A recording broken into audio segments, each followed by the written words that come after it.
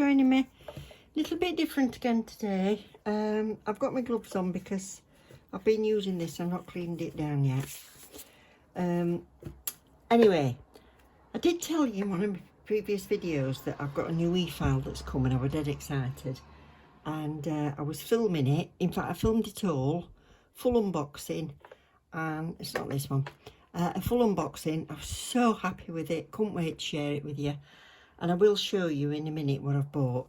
But I've since found out that it's no longer available on the website. So I'm absolutely gutted. I messaged Aggie and I says, I can't believe it. It's just my luck. But I'll show it you in a minute. And I'm going to use it to explain to you things to look out for when you're buying an e-file. So I've been doing my own nails now for about 2 or 3 years. And I've not worked in a salon, and the only other people other than myself that I've worked on is gel polished nails on my daughter-in-law and my daughter, and my little Gabs has had some builder gel nails and stuff, but other than that I've been all practicing on myself and other hands. But in that I've used soft soakable gels, I've used hard gels, I've used polygel, I've used which is a hybrid, I've used acrylic, and I've filed them all. I've taken just gel polish off, done all sorts of things. So I've practiced quite a lot with an e-file. So I'm going to start with the one I started with. This was from Amazon, and it was very nominal in price. So I'm going to tell you things to think about as you go along. This was very nominal in price, but you get what you pay for in a lot of things. Although sometimes you want a lower budget, and this would be perfect. So what I'm going to recommend is, before you start watch, pause this, get yourself a piece of paper and put yourself down a needs and a would likes column. And then as we go along, you can make a note on whether you absolutely need that or whether you would just like it. And then set your budget and see how many you get within your budget. And if you have to tweak it a little bit, fair enough. But it's good to set a budget because you can go mad. You can go absolutely mad and get a great professional one. And actually, you only do your nails twice a year, but you want to be able to do it properly when you do it. So this one did me. I was practicing quite a lot with it. Its power max is 12 watts. And it doesn't have a digital readout. So the only way I can tell what speed it's going is how it feels. So when I turn it on, I've not got any of them plugged in. It doesn't really matter. But it's one thing to watch for is whether you want a digital readout or not. This hasn't. So you put it on and it sets your drill bit moving. And you've got an on-off switch on the handle, which is always great, and it does have a forward and reverse, which also is something which I think is an absolute must. But I've decided since that I didn't like the fact that it didn't have at least markings of what the setting was, because you only want it on really low when you're doing the natural bed, and you can go higher. But I don't know anybody, I've not seen anybody using them that goes up to the max of the machine. The max I go to on this was, when I first started, I was a bit timid with it and I was leaving it too low. And then what was happening was, with my drill bit, let me get one to show you. With my drill bit on this one, there's no chuck, there's no sort of locking device. On a lot of them you can turn it and lock them in. With this one you can only push them in. So if you think about the rotation going like this, when you're pulling it against your nail, if you're just buffing or you're just taking gel polish off, it was fine. But doing it down acrylic, it took some doing, because I had to turn it right up just so that there was enough torque, which is TORQUE. So basically it's got enough power to avoid it stopping it. If it was too low, I would try it on the nail. Not with the coarse bit, obviously, but if I was on acrylic, I would try it on the nail and it would just stop and it would jump, and then you get divots in it and everything. But something like this, I think, was great to start off with. If you're just wanting to use maybe one of these and just take the rough surface off your nail, or go around your cuticle with a diamond bit or something, to use a ball tool to go around any cuticle or dry skin around your toenails or anything like that, then I think that's great, if that's all you wanted it for. If you're wanting to file acrylic, it takes some doing. You've got to turn it quite high and it's quite loud, but it did its job. So if you're on a budget of just a few pounds, you're using it occasionally, it's probably going to be okay for you. Now the next one I moved on to was this one, which I've absolutely loved. I've used this for about 3 years. And the only problem I've got with this is that I think it's got trapped or something, and I think a wire's come loose in that bit, which is a real shame because everything else about it is absolutely fab. Like I say, I've used it for 2 or 3 years now, but it got intermittent, so if I would turn my hand it would go, and if I moved my hand back into a different spot it would stop. So I think it's a loose wire and I can't change that, but I'll use this to show you. When your drill bits come, if they're of any quality at all, you've got a blank in there, which is just to protect the inside of it in transit. And also when you're not using it, if you don't leave a drill bit in it, you leave that in because you won't get stuck down there. Main thing you might want to put on your want list, or might be a like, I don't know, is that it locks. I would say it's a definite for me now. I will only buy one that locks. So you can unlock it, take your bit out and put it in, lock it up again, and job done.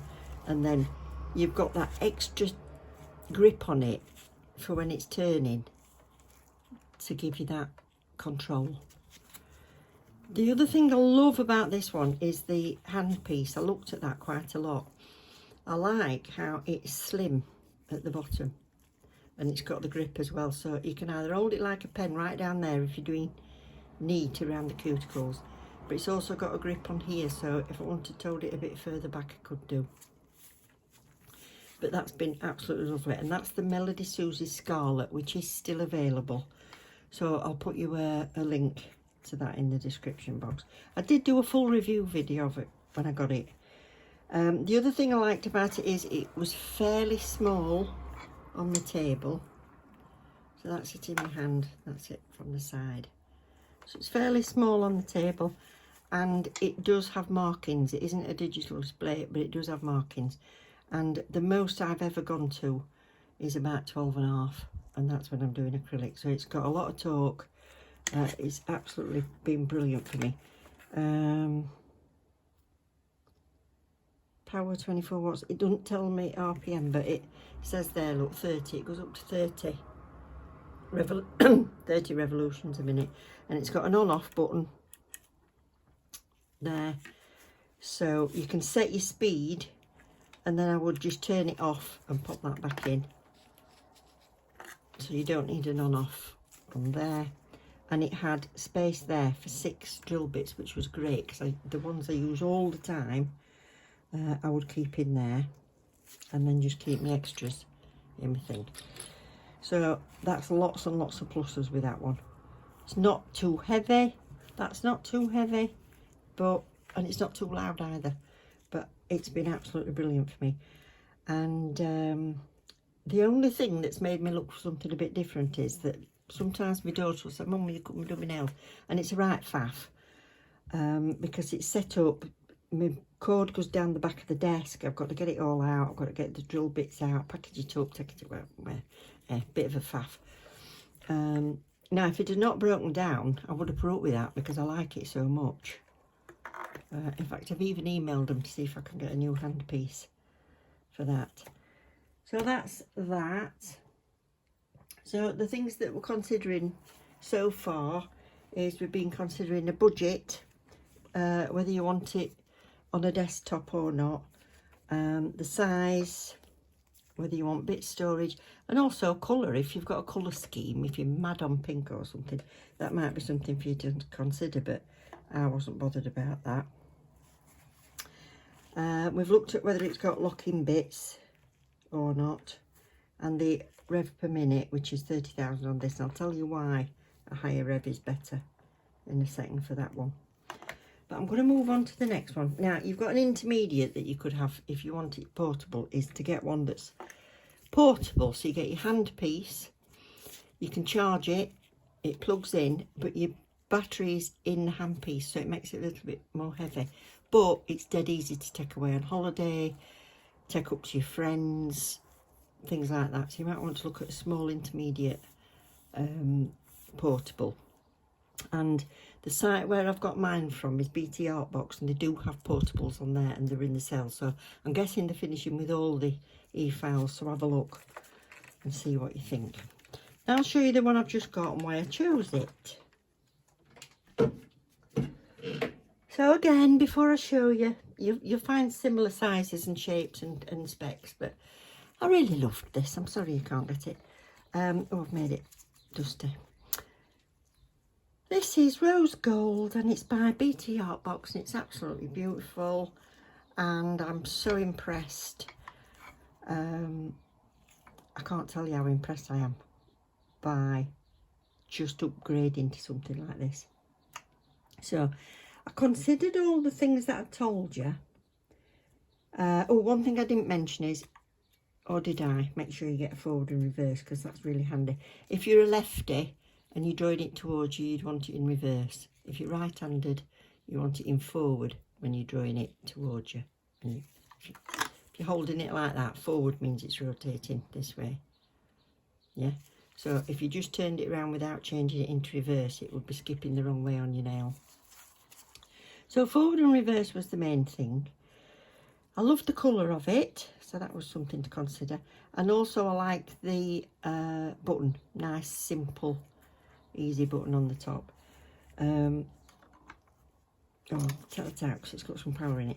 So if I turn it on, I've had this charging up, and it has got digital display on, which I like, and it also tells me whether it's charged or not. Now, one thing to look for is how long of a use you have per charge. So with this one I went for it because it said a 2-hour charge and you have a 10-hour use, which is great because you could use it all day long then if you want. It said it was quiet, and it also has a brushless motor in the handpiece, and my husband said if in doubt he'd always go for a brushless. Can you hear that? I've got that right up to the camera, and that's on 13. So if I turn that right up, I'd never go above 20, but let's listen. I don't know if you can hear it, and it's max 35. You can just hear it now. Now that's how my others sound when they're halfway up. So look for one that's not as noisy. And it is so smooth. So smooth. And I found that when I was doing my cuticles, I only needed it on 3. It looks like it's hardly moving, but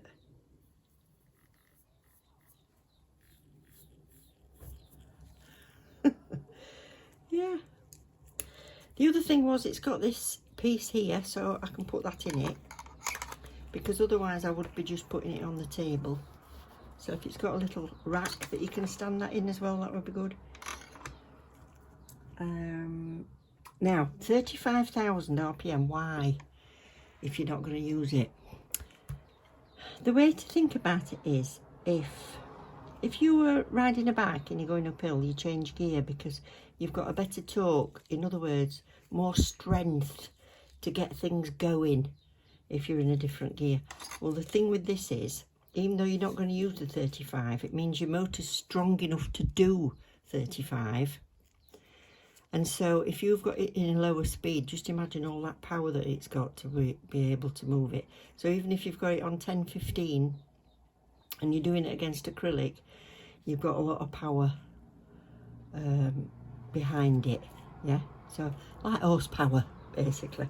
So if you can go to a 30 or a 35,000 RPM, that's going to be absolutely brilliant. If you're just doing a little bit at home every now and again, a 20,000 would do. Probably take you a bit longer if you wanted to debulk something.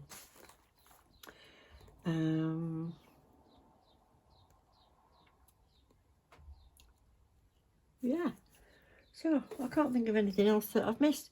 So basically have a look at your wants or your would likes and your needs and decide. Go with your needs first, and if you can get a few of your would likes as well within your budget, then that's going to be brilliant. So yeah,